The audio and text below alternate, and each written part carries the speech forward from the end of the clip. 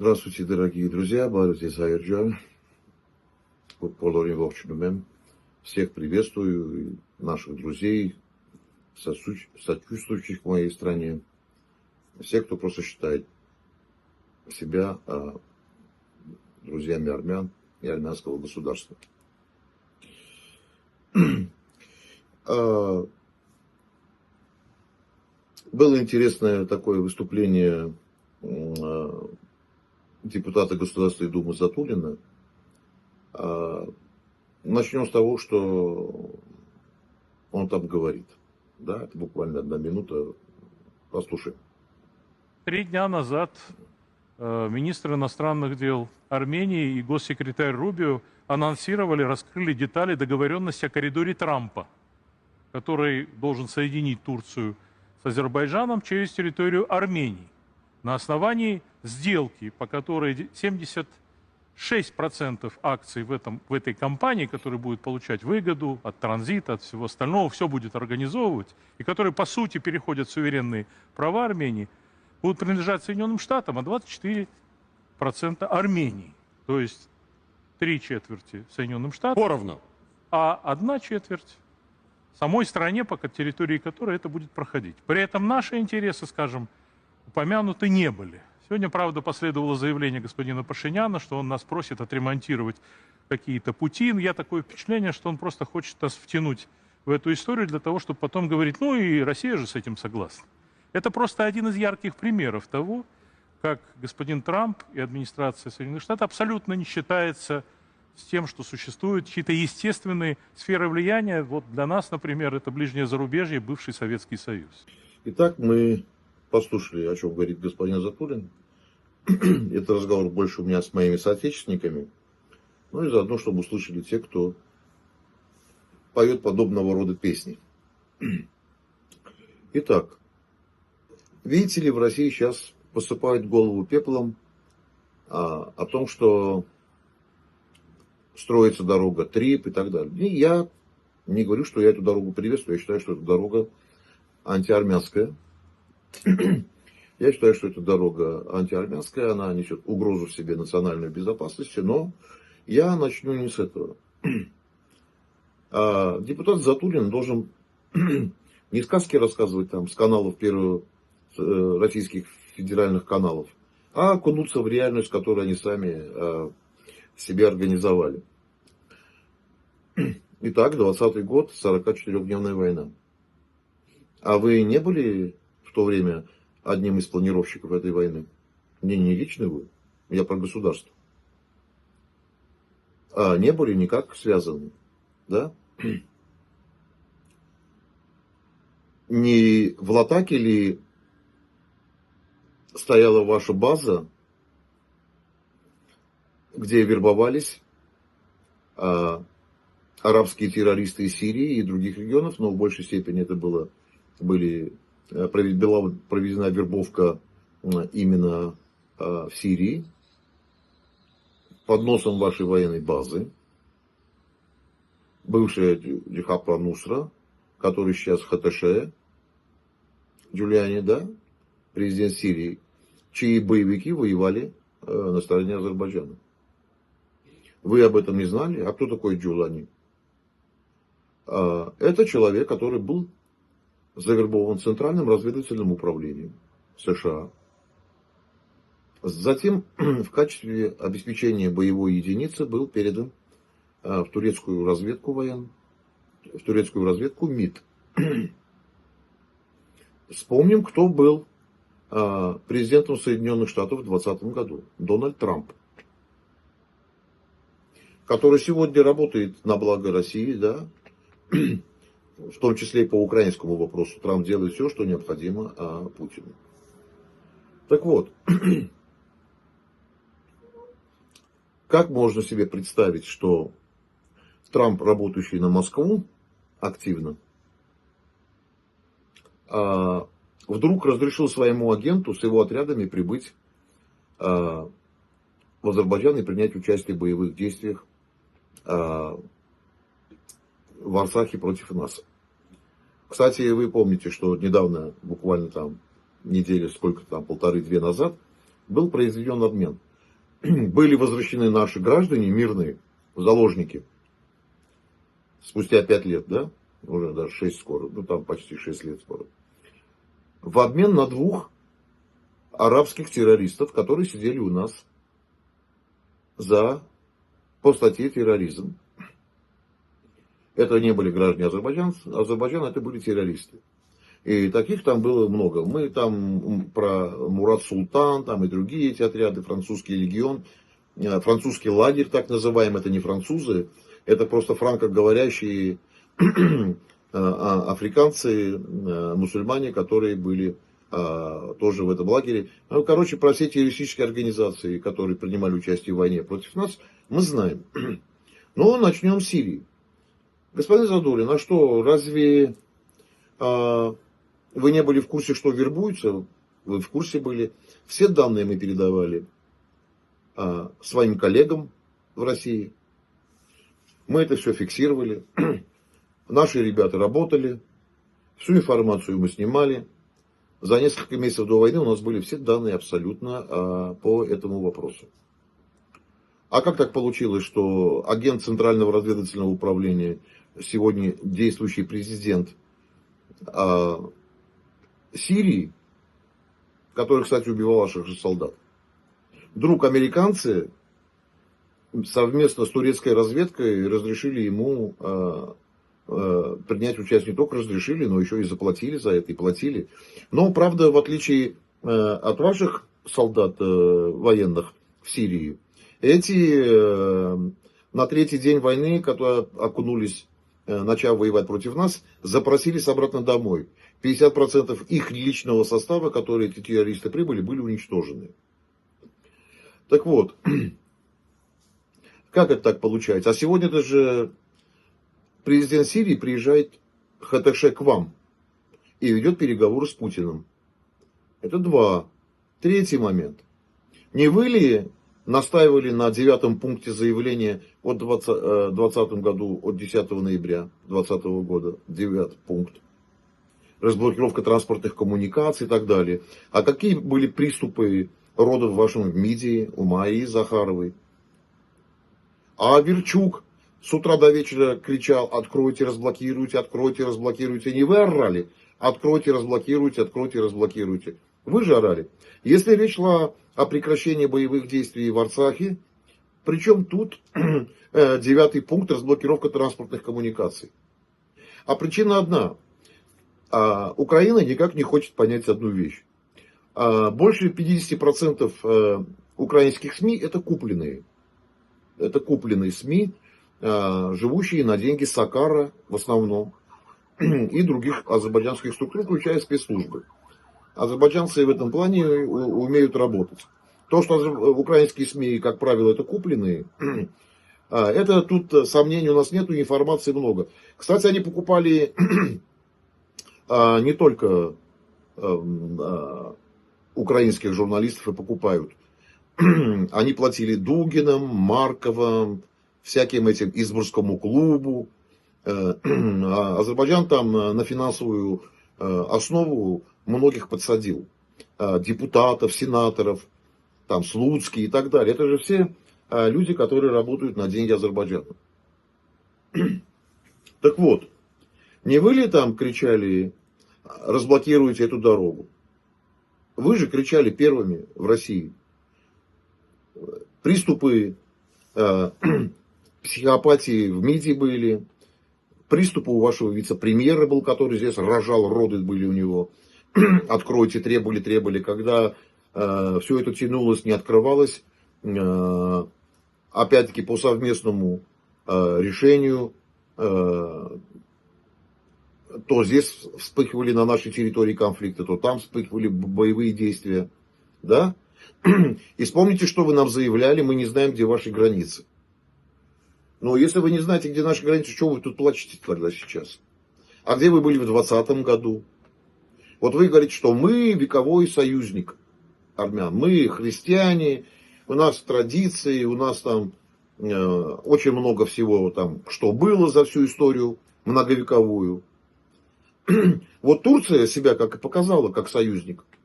А вы себя показали как просто, ну как, я не знаю, как тряпки. А что еще тут, как еще по-другому назвать? А вспомним ваши действия, когда вы входили в Арцах, ваши РМК, российский миротворческий контингент. Вы кричали: мы здесь навсегда, чтобы спасти и защитить армян Арцаха. Что в результате произошло? Потом ваш заместитель начальника генерального штаба Истраков говорил: мы совместно с Турцией и Азербайджаном выполнили совместную задачу. Так чего мы здесь кукарекаем, господин Затулин? Чего кукарекаем? Вы навязывали нам эту дорогу, вы ее заставляли, этого неумелого премьер-министра, который за 8 лет, за 7 лет не научился управлять, за 8 лет уже. Не научился управлять государством, вообще не знаю, что такое ни внутренняя политика, ни внешняя политика. Так вы же все это проводили здесь в жизнь. Чего сейчас мы про эту триперную дорогу-то пищим-то? И название соответствует венерическому заболеванию. Так надо понимать, что вы сотворили. А ведь вы, Азербайджан, Турция, вы были в курсе. Все, вернее, Азербайджан и Турция тоже была в курсе. И Трамп был в курсе, что будет война в 2022 году против Украины. Эта Украина никак политическая власть не придет в сознание. Когда вы все это обговаривали с Эрдоганом, и он четко понимал, какие у вас планы, и когда вы в 22 февраля 2022 года пригласили президента Азербайджана и подписали там декларацию о союзническом соглашении, да? Декларация, не договор, декларацию. И у вас там были пункты, что вы же вызвали для того, чтобы не было неконтролируемой войны. Правильно? Вы же за это пригласили. А до 2020 года уже были договоренности между вами, Турцией, Азербайджаном, Трампом, о том, чтобы здесь начать. Все были в курсе. Трамп был в курсе, что начнется война в 2022 году. И Алиев был в курсе. Эрдоган был в курсе, что начнется в 2022 году. И цели у вас совпали. Но поскольку Трамп обслуживает Москву, он дал отмашку и разрешил агентам, как президент Сирии, принять участие в боевых действиях. А ему за это еще и платили. Так вот. Ведь вы планировали войну в 2020-м каким образом? У Турции были свои интересы с Азербайджаном, у вас свои. Да? У всех были разные интересы, но география одна. Вы знали, что когда начнете войну в 2022 году, вам заблокируют все коммуникации, введут жесточайшие санкции. Вы это все прекрасно знали. Все прекрасно знали. Но вы думали, и Трамп вам поверил, до войны 22 года все думали, что вы там зайдете и через 3 дня Киев возьмете, через 5 дней там Ригу возьмете, да? Что там еще? Таллин возьмете. В общем, вы всю Прибалтику заберете.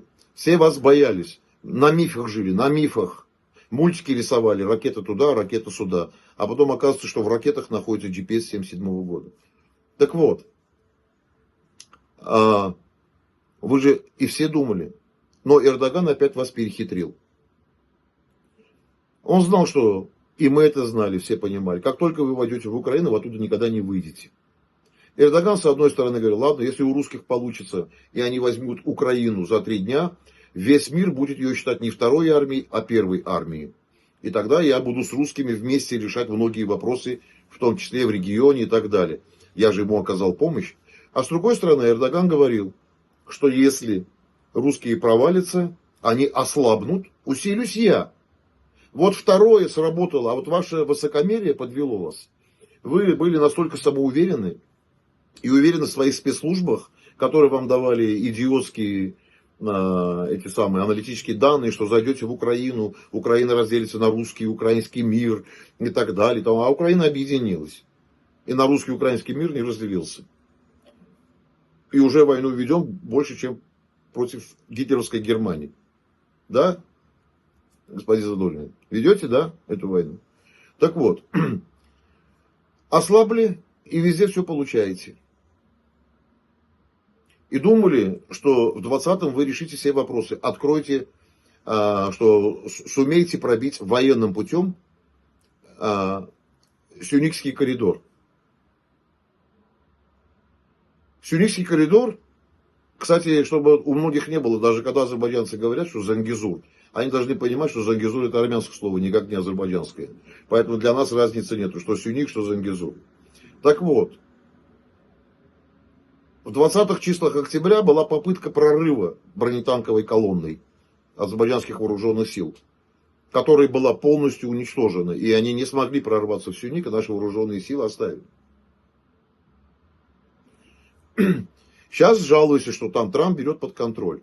42 километра, 6% зарабатывает Армения, столько-то зарабатывает. Слушайте, вы что, реально в Москве уже окончательные конченые барыги? На 42 километрах, идиоты, деньги не зарабатывают. Это не экономика, это геополитика. На 42 километрах деньги для американцев это не деньги вообще. Трамп со своими дружками, педофилами, могут столько за 1 час в казино проиграть, сколько они здесь заработают за 1 год. Поэтому вот эти дешевые сказки ваши, что это экономика, это не экономика. Тот же ваш Аверчук рвал в задницу, у нас Иран под носом, а он говорит, вы свои грузы можете везти через бакинские порты Каспийского моря. И если бы у нас не было бы дороги, мы бы еще понимали такое предложение. Но что же вы так, господа русские, нас активно тянули в Турцию? Вы никак не можете до сих пор в голове своей от иго Чингисхана освободиться никак? Да, никак не получается у вас, да, от монгол-татарского ига избавиться, да? Засело плотно в голове. Сейчас плачешь, там 3 по дорогу строят в обход вас там и так далее. Ничего в обход вас не строится. Вы там нам пшеницу привозите какую-то там через Азербайджан. Хотя бы могли бы привезти эту пшеницу через Черное море, через Грузию. Но вам надо и Грузию, и грузинские порты уничтожить. Я говорил, что эта программа связана еще напрямую с Грузией. Все потоки пойдут через нас в Турцию по замыслу. А это очень существенная статья доходов для Грузии, если оттуда больше ничего не пойдет. Создадите социально-экономический напряг, а потом с Турцией будете решать вопрос с Грузией, когда там возникнут социально-экономические бунты. А они возникнут, если такая ситуация произойдет. Поэтому я грузинам говорю, если все товары и грузы пойдут, минуя вас через нас, вы посмотрите, что у вас в стране начнется. И когда я вашим дипломатам говорил, они себе такое представить не могли. А сейчас в Давосе Эльхам Алиев об этом сказал, что в будущем все грузы пойдут через Армению, через наши территории, а не как через Грузию. Саакашвили потом сделал заявление, это был мой самый страшный кошмар, чего я всегда боялся. А вы нам перекрывали там дороги. Так вот, и еще одно маленькое отступление. Когда я вам вчера сказал про Батуми, я не говорю, что Батуми наш. В документах это звучало как грузино-армянская территория. Там жили грузины и армяне. Она так в документах шла. Я вам говорю, ссылки на документы. Голову пеплом посыпать сразу не нужно и превращаться в наших соседей. Вы все-таки грузины. И умеющие думать. Так вот. Когда, господин Затулин, вы здесь сейчас на федеральных каналах российского телевидения волосы на себе рвете. А ведь все это, я же еще раз говорю, это была подготовка к войне в Украине. Это была прелюдия. Украина это не поняла. Украина приветствует там, что Карабах вернулся в родную гавань. Украинцы никак не хотят понять, что вы для России такой же Карабах. Понимаете? И первым удар на себя взяли мы во всей этой операции глобальной. И Трамп был в курсе, что будет война в 2020 году. А поскольку Трамп обслуживает Москву, он дал санкции и дал санкции своим агентам в Сирии, которые сейчас приезжают в Кремль. Кремль делает вид, что президент Сирии является их человеком или другом. Он человек американской разведки, который был в боевом применении передан на временное использование турецкой военной разведки. А где вы были, когда здесь террористы? Кстати, вы заявили же, что Нарышкин заявил о том, что здесь присутствуют террористы. Французская разведка заявила, Центральное разведывательное управление заявило, БНД заявило. Многие разведки разных стран мира и Европы заявили, что они фиксируют прибытие на территорию Арцаха, Армении, то бишь, боевиков. извините, мы все являемся частью европейского мира. Мы все входим в ОБСЕ, мы все входим в ПАСЕ, в СПЧ, принимаем участие в европейских лигах футбола, в чемпионате Европы, по всем видам европейских спортивных состязаний, различных мероприятий. То есть вы все, вы, в том числе Россия, согласились на присутствие арабских террористов в регионе. В регионе. Дальше вы дали команду в администрации президента временно запретить что-либо говорить в адрес Азербайджана. Мария Захарова сознание теряла там, когда что-то кто-то говорил про Азербайджан. Но и та ситуация, которая разворачивается с изменением Конституции в Нахичеване, это вам прямой вызов. Потому что Азербайджан не имеет права никакого выходить с международного документа этого. А у вас есть все основания в этом случае применить любое воздействие. Потому что Турция, там четко говорится, что в случае изменения чего-либо кем-либо, Турция имеет право вмешаться. То же самое касалось и России. Потому что сейчас Аббас только ленивый ноги не вытирает. Вот благодаря таким, как ты. Вот когда ты у Робиков, Сержиков получал денежку, ну, Азербайджан платил там своим агентам. А что, ты в Армении ни у кого денег не получал? Тебе все надо в открытом виде говорить? Робики, Сержики, что, не финансировали? Когда ты там сейчас так рвешь, Армения отдает туда, Пашинян отдает туда. Послушайте, Пашинян один из самых пророссийских политиков. Вот он делает для вас эту дорогу, открывает, как вы ее хотели. И вы думаете, что мы в эту клоунаду, что Трамп это делает для американцев? Вы все увидите. Американцы с этого проекта уйдут и передастся это под управление России. Вот что произойдет в итоге. Вот в итоге что произойдет.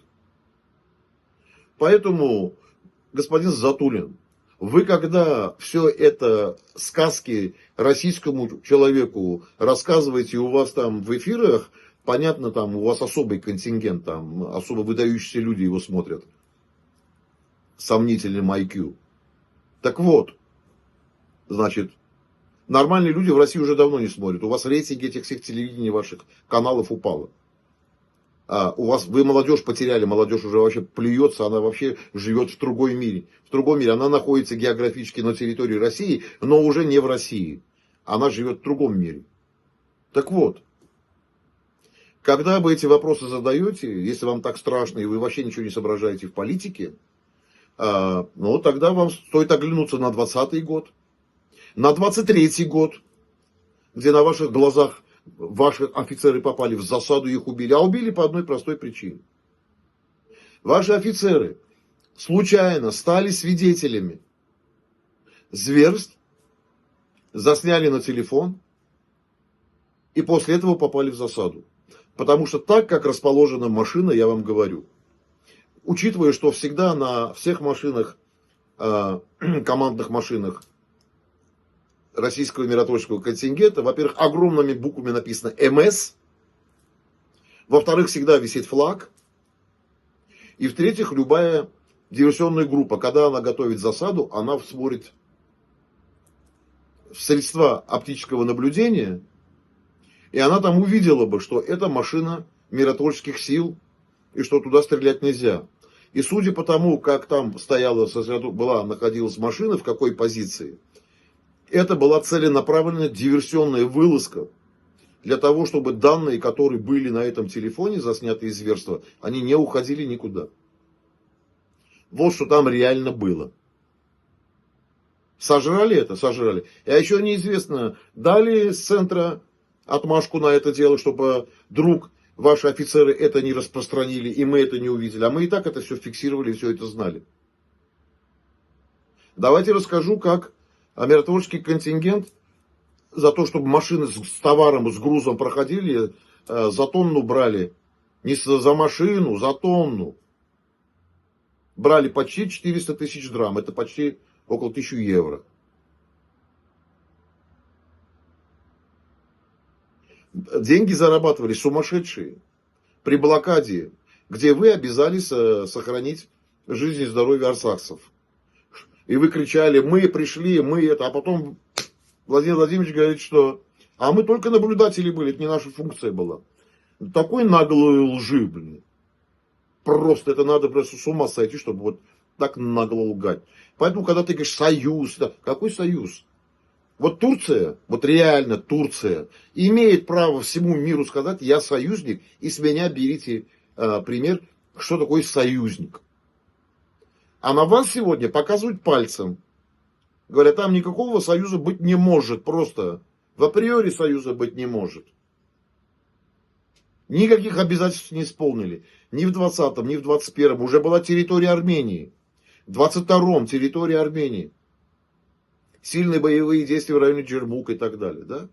При том, что в Джермуке, как и во время 44-дневной войны, принимали участие вооруженные силы Турции. И в районе Шуши мы видели их спецподразделения, с кем были прямые боестолкновения.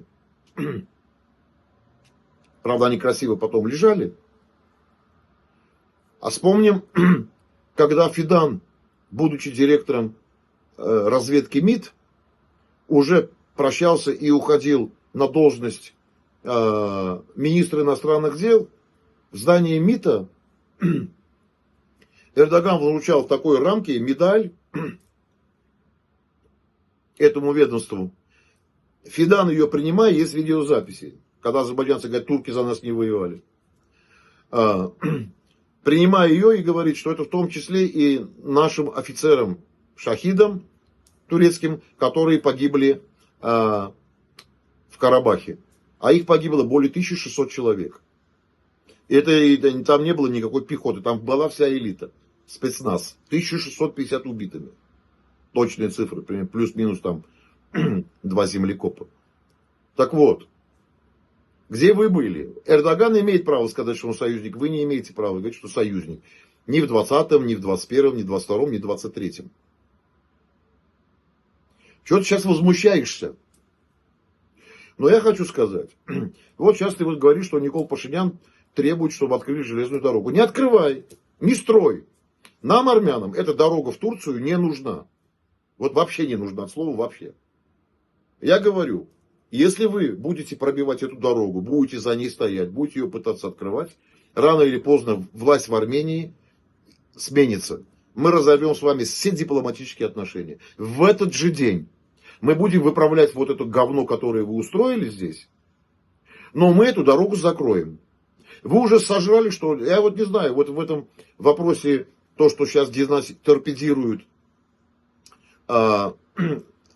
Нахчеванская автономная область, Конституцию по Нахчеванию, с вашим согласием или без вашего согласия. В любом случае, этот документ незаконный. Я еще раз говорю, Нахчеван никогда не был в составе Азербайджана, как и Нагорный Карабах. Никогда не был. Он был то в составе Персии, то в составе России и у нас. Но другой, 4-й, 5-й страны он не был никогда в составе Турции, не был никогда в составе Азербайджана. Еще Азербайджан только установили в 1918 году, взяв название с того Азербайджана.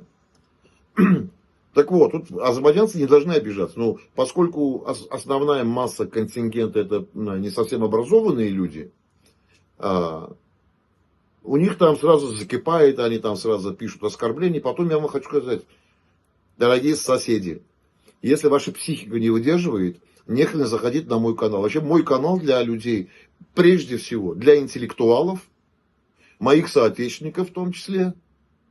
А как правило, у меня все соотечественники это интеллектуалы. И для интеллектуалов и других умных и разумных народов. Если вам что-то не нравится, не заходите, не смотрите. Свои нервы не портите. У вас есть тут некоторые армянские педики, кого вы любите слушать. Блогеры там, еще какие-то там. Есть политики, которые там вам пятки лижут. Вот их идите слушайте. Вы у них на YouTube-каналах ночуете, пишите дифирамбы, они у вас отсасывают, вы у них отсасываете чупа-чупс. Вот вы друг друга идите там лежите, чупа-чупсы. Здесь канал для людей, которых понимающие, думающие, умеющие работать с документом там, и так далее. Так вот, господин Затулин, не надо голову посыпать пеплом. Вы планировали то, это то, что вы планировали, это идиотизм. И вы за свой этот идиотизм вот до сих пор расплачиваетесь. И это будет продолжаться. Вот, мои дорогие соотечественники, в 2020 году, после того, когда все это произошло, я сказал одну вещь.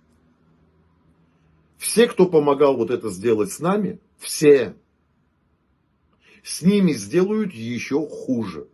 Вот все, кто поставлял Азербайджану оружие, проливают кровь. Все. Все в крови. Все страны, которые помогали Азербайджану, в крови все. Ну, с одной стороны, я что должен сказать, как армянин? Ну, пусть теперь ваши матери на своей шкуре это чувствуют. Я же гражданин своей страны. Это мои боевые друзья погибали. Это наших матерей горя, отцов, сестер, братьев, сыновей, дочерей, родственников, друзей. Вы же это организовывали. Вот все, кто поставлял, все страны.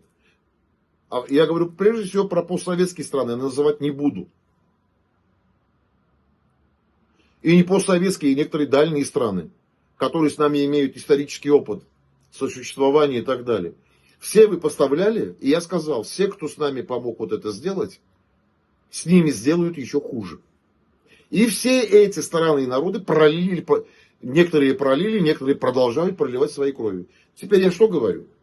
Помогли нам пролить нашу кровь, принести горе нашим матерей. Ну пусть ваши матери, жены, отцы, братья, сестры на своей шкуре это чувствуют. Через боль только вы поймете, что это такое. Через боль. Мы, как армянский народ, мы были, есть и будем. Нам много тысяч лет. Хотя, не знаю, тут эти тупоголовые пишут, когда вы были, вас никогда не существовало. Наш друг, которого в Армении очень любит, казахский историк, вам фактологически, не армянин, из Казахстана историк, вам факты приводит пример. Не армянин, не христианин. Этнический казах и тюрок. Но человек ученый, с головой, да? Совершенно потрясающий человек. Не потому, что он говорит. Если фактологически это было бы неправда, я бы сказал, ну, ладно. Но человек говорит же правду.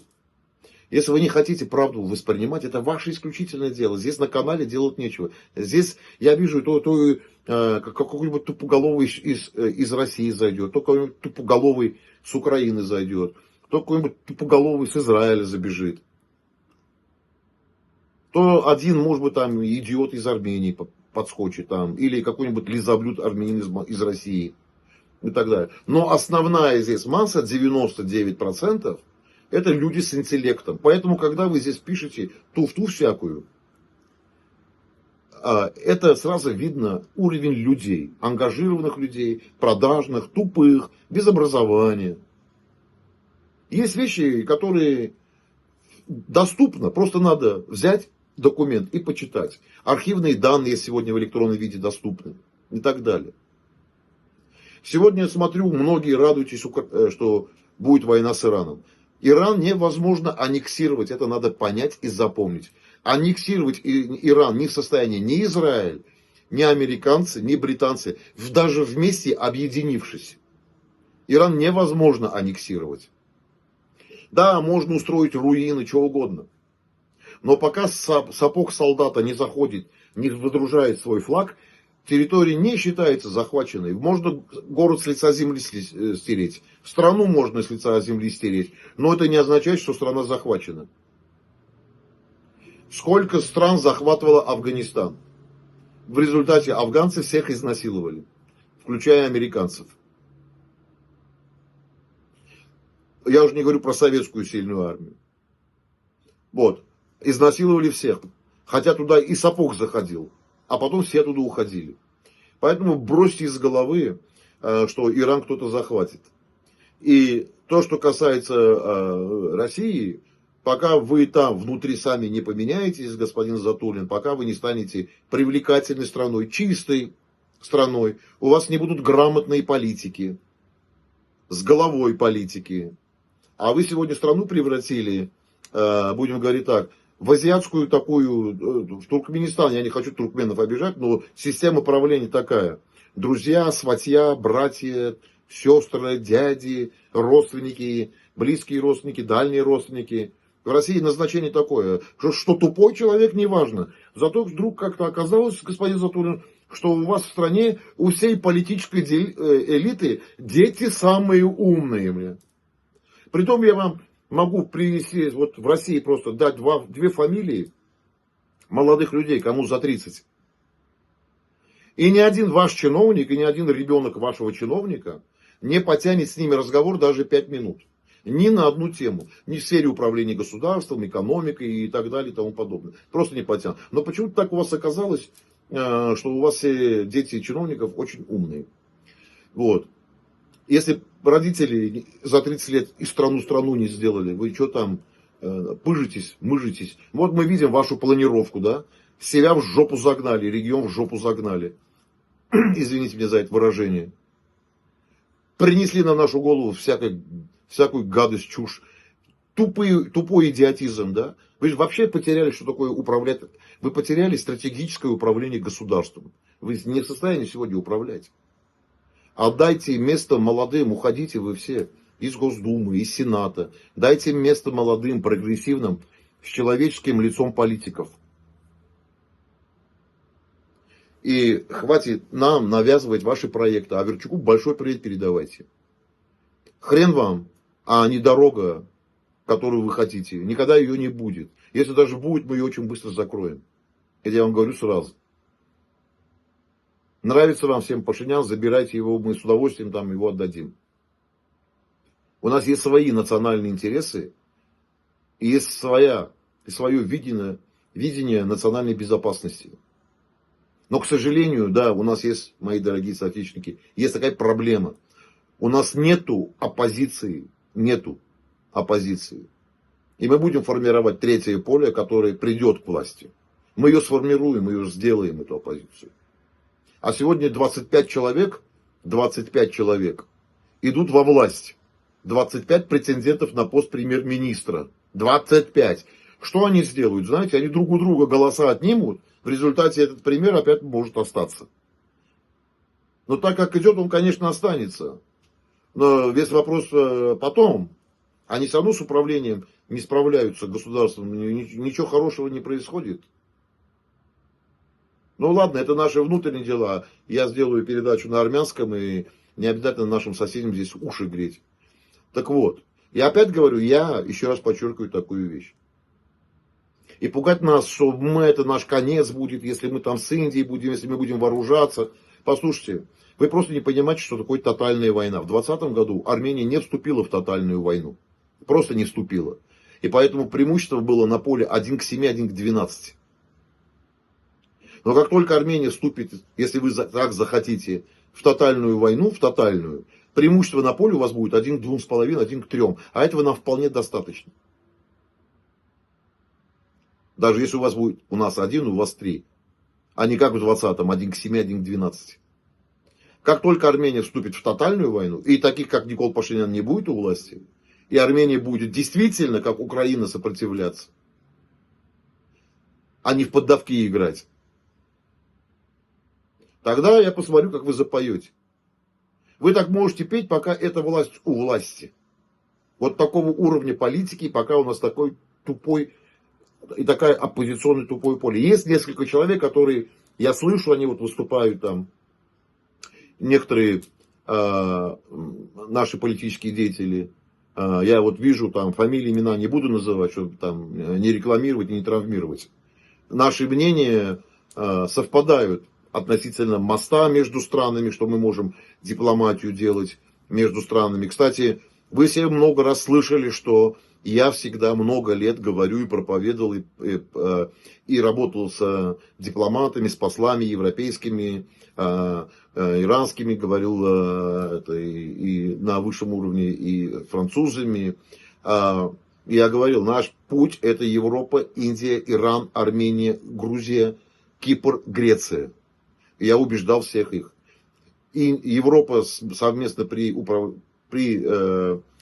доминирующей роли Франции с Индией подписали беспрецедентные соглашения. Индия вступила в военный оборонный блок. Уже вчера были подписаны документы. Индия, Кипр, Греция, Израиль. А за оборонный блок Греции и Кипра отвечает Французская республика. Теперь смотрите, какой формируется блок. Еще если подключится сейчас Иран, Армения и Грузия, и мы тогда посмотрим, что произойдет в регионе. А все к этому идет. И вы увидите. И не было такого, чтобы я сказал, это не произошло. И мы еще посмотрим, кто где и чья возьмет. А по Ирану хочу сказать, никакой аннексии не будет. Иранцы это не Буркина-Фасо. И более того, хочу сказать, если бы американцам не надо ничего, никаких условий ставить, надо просто с иранцами сесть и договориться. Как только Америка и Европа снимают санкции с Ирана, все проблемы в регионе тут же закончатся. Но Иран своим суверенитетом не торгует никогда.